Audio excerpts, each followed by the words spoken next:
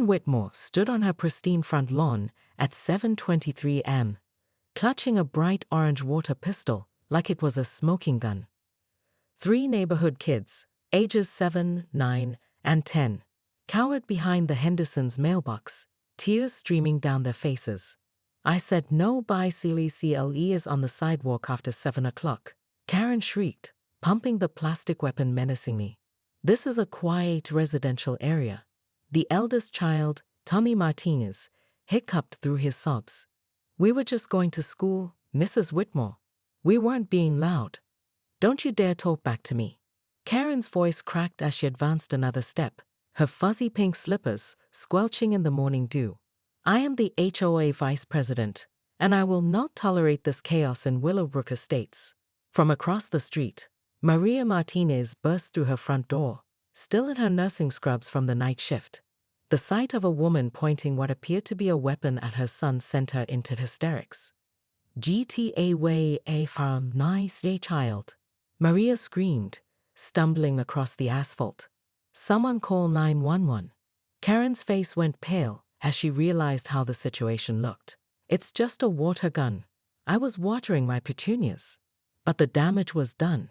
Within minutes, the entire cul-de-sac erupted in chaos. Parents poured from their homes, children wailed, and someone had indeed called the police. Karen found herself surrounded by angry neighbors, all shouting at once. You traumatized those babies, yelled Janet Henderson, cradling little Susie Martinez against her shoulder. This is completely unhinged behavior, added Dr. Patel from house number 12. Karen's perfectly styled bob trembled as she clutched the water pistol to her chest. They were breaking the noise ordinance. Section 4.7 clearly states, shut up about your stupid rules. Maria sobbed, checking Tommy for injuries.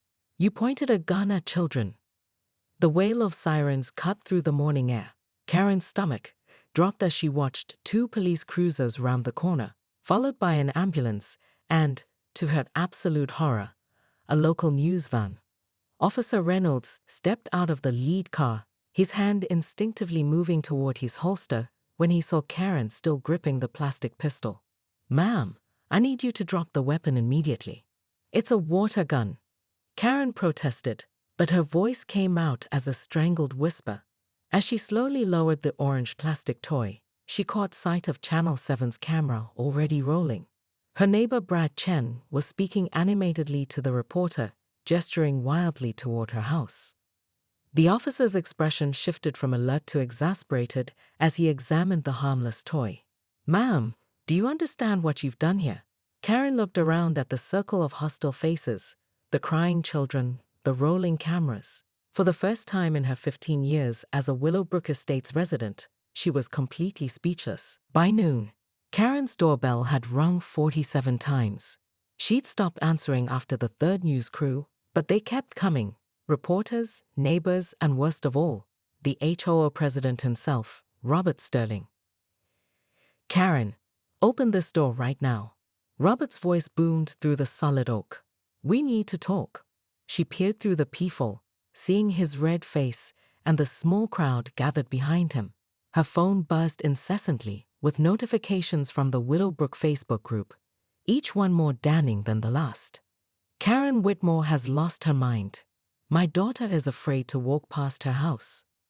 This woman should be removed from the HOA board immediately. When she finally cracked the door open, Robert pushed past her into the foyer. Do you have any idea what you've done? Channel 7 just ran a segment called HOA Horror Stories. They used our neighborhood as the poster child for everything wrong with homeowner associations. Karen's hands shook as she poured herself a 3rd cup of coffee. It was a misunderstanding. I was watering my flowers and those children were being disruptive. You terrorized 3 kids with what looked like a weapon. Robert slammed his palm on her granite countertop. Maria Martinez is talking about pressing charges. The Hendersons are considering moving. And don't even get me started on the property values. Property values?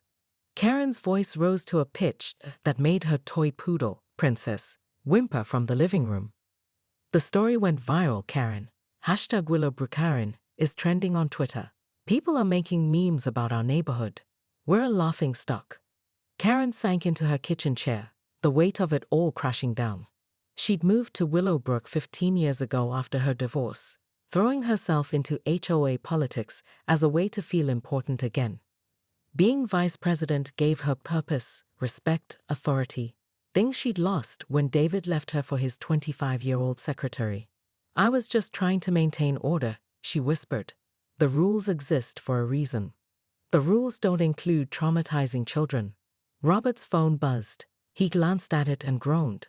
Great, now the mayor's office is calling. They want to discuss community relations. A knock at the door interrupted them. Through the window, Karen could see a woman in a crisp business suit, holding an official-looking folder. Mrs. Whitmore? I'm Janet Shaw from Child Protective Services. We need to discuss this morning's incident. Karen's coffee cup slipped from her fingers, shattering on the tile floor. The hot liquid splashed across her pristine white sneakers, but she barely noticed. Everything was spiraling out of control. CPS, she stammered. But I don't have children. I would never hurt a child. Ma'am, when someone reports an adult threatening children with what appeared to be a weapon, we have to investigate, Janet explained, settling into the living room. Can you walk me through what happened this morning? As Karen recounted the events, she realized how insane it all sounded.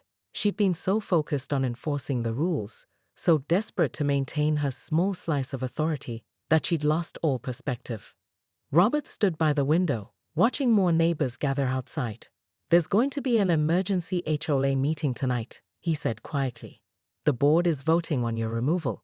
Karen's carefully constructed world was collapsing, and for the first time in years, she had no rule book to guide her through the chaos. The Willowbrook Community Center had never seen a crowd like this. Every folding chair was occupied, with standing room only along the walls. Karen sat alone in the front row, acutely aware of the whispers and glares directed at her back. Robert Sterling called the meeting to order, his gavel echoing through the tension-filled room. We're here to address the incident involving Vice President Karen Whitmore and to vote on her continued service to this board. One by one, neighbors stood to speak.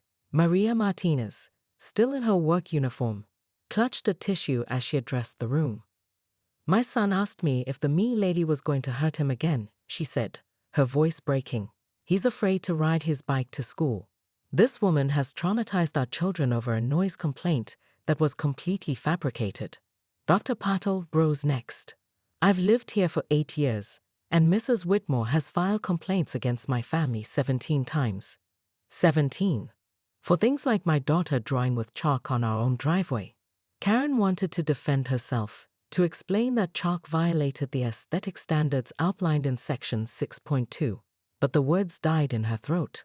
Looking at the sea of angry faces, she saw something she'd never noticed before, genuine fear. These people weren't just annoyed by her enforcement of rules.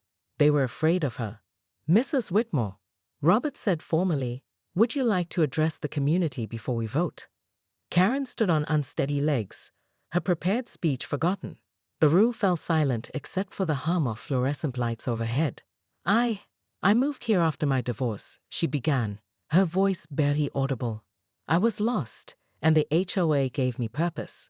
But somewhere along the way, I forgot that rules are supposed to serve people, not the other way around. She looked directly at Maria Martinez. I am deeply sorry for frightening your children. I never meant to scare anyone. I wanted to matter. The silence stretched uncomfortably. Then, unexpectedly, Janet Henderson spoke up. Karen, we've all seen you at every community event, organizing fundraisers, maintaining the flower beds. You do matter, but this behavior has to stop. The vote was unanimous. Karen was removed from the HOA board, but as the meeting dispersed, something unexpected happened. A few neighbors approached her, not with anger, but with something resembling concern. There's a book club that meets at the library, offered Mrs. Chen. We could use someone who pays attention to details. Dr. Patel nodded. And our community garden needs volunteers. Real gardening, not just rule enforcement. Karen drove home that night in a daze. Her perfectly manicured lawn looked the same, but everything felt different. As she pulled into her driveway, she noticed Tommy Martinez across the street. cautiously retrieving his bike from the garage. Their eyes met for a moment. Karen raised her hand in a small wave, not the commanding gesture of an HOA official, but the tentative greeting of someone hoping for forgiveness. Tommy looked back at his house, then at Karen. Slowly, uncertainly, he waved back. It wasn't absolution, but it was a start. Karen realized that earning back her neighbor's trust would be harder than enforcing any rule she'd ever memorized. But for the first time in years, she was ready to try. As she unlocked her front door, her phone buzzed with a text from an unknown number. Saw the news. Some of us neighbors are starting a support group for people who've had bad HOA experiences. Interested in helping make things right? Karen stared at the message, then slowly typed back, yes. The orange water pistol still sat on her kitchen counter, a plastic reminder of how quickly everything could change. She picked it up and, without ceremony, dropped it into the trash. Tomorrow, she would begin the long process of becoming the neighbor she should have been all along. But as she turned off the lights, Karen couldn't shake the feeling that her story was far from over. The support group text had come from an unknown number, and something about the phrasing seemed oddly familiar. In a neighborhood where she thought she knew everyone, who was reaching out to her now?